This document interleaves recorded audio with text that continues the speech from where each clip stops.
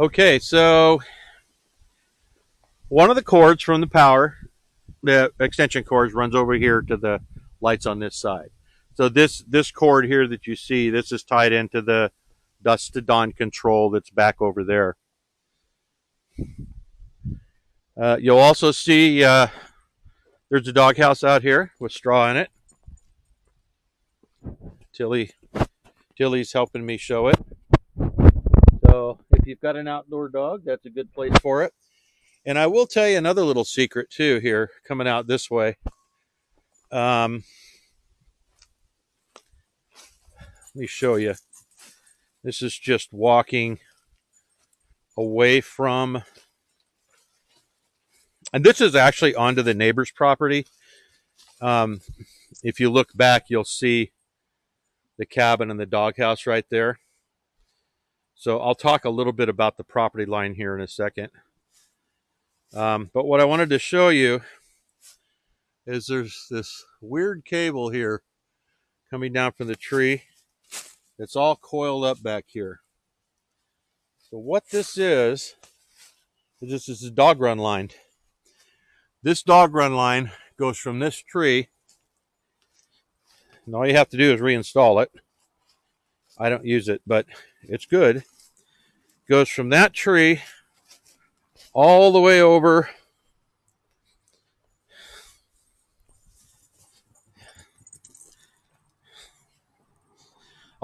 to this tree right here.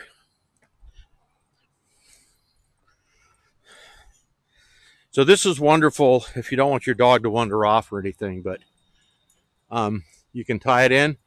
I don't know if you can see it there, but right on the tree, right around the corner from the birdhouse, there's a spring. So there's a spring anchor there. So all you have to do is get the line from there and then just run it all the way over to here and hook it up. And you have an overhead run line for the dog. And then you can do a drop leash, and so the dog can run around, go into their dog house. All right, so there's some question about property lines here. So as I described to you when we looked at that first property marker, which you probably would never see in a million years, you'll see there's a line kind of forming here. So right down the back here, that represents the line on this side of the property. So, and it takes a jog. If you look at the as-built, you'll see it. But it comes right along the back of the connex, back of the woodshed, back of the chicken coop, and it keeps running right through to here. And then you see the markers. You see them right out there in the distance. Okay, so all of this over here is technically the neighbor's lot.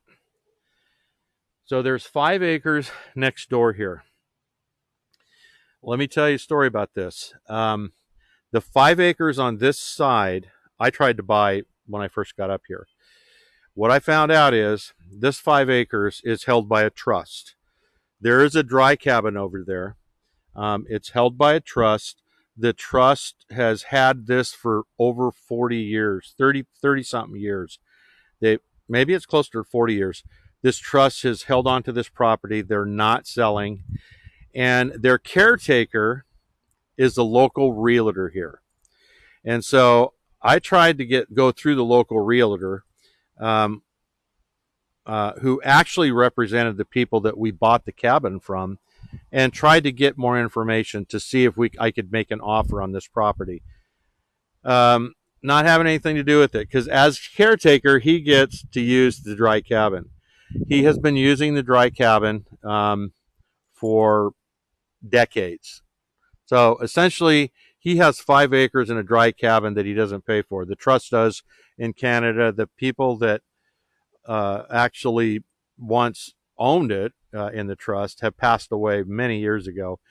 So kind of a dead issue.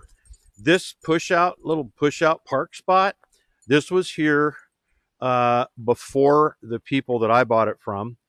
And of course they have it, and I've used it off and on. I mean, right now I'm using it for my trailer. But just so you know, um, there isn't any person that actually owns this land, and the only person you'll ever see over there is the realtor um, that keeps an eye on the property, so to speak. He literally goes over there with his family every now and then, and or his grandkids, and hangs out, or he'll let friends go over there. So if you walk up, you can actually walk through the woods over to the dry cabin. I did one day. Nobody's there 99% of the time, but that's sort of the story on that. All right, so as we walk the property line, again, I had all of these marked again, so we knew exactly where everything was at. And you're looking at that as-built survey. You can see that marker down there. Again, you turn around, you line right up with the edges. And the best way to find that back corner marker is to line up with the edges of these and just keep walking the straight line. And then when you get to the creek, just keep putting your hand out straight in line with it, because it's almost dead due north, right? And when you get across the other side of the creek, go up the hill probably 100 yards, and you'll find it. You can climb around up there, but it's up there. I couldn't get to it at the time I was having these marked, but you could clearly see it. Okay, so we're going to continue to walk the property to give you an idea of where this stuff goes now. All right, so coming down the driveway,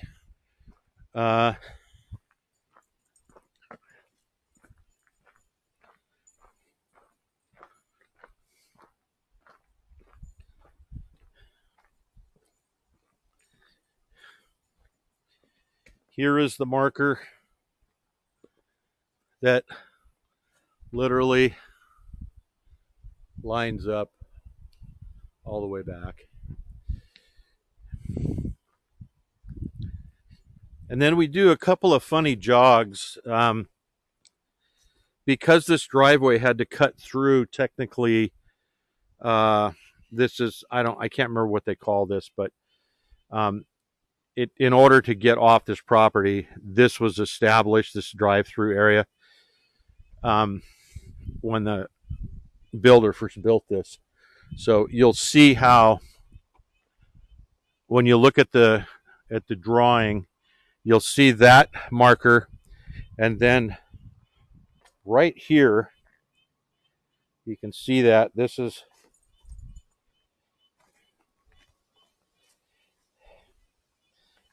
another point marker, and then it goes